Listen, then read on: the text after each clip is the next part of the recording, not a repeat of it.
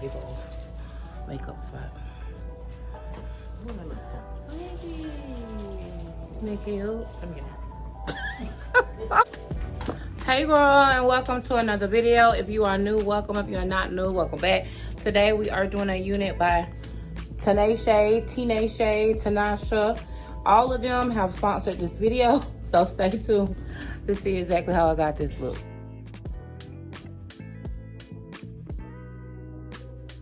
Thank you so much to Tinashe Hair for collaborating with this video. Let me go over really quick the hair that they sent.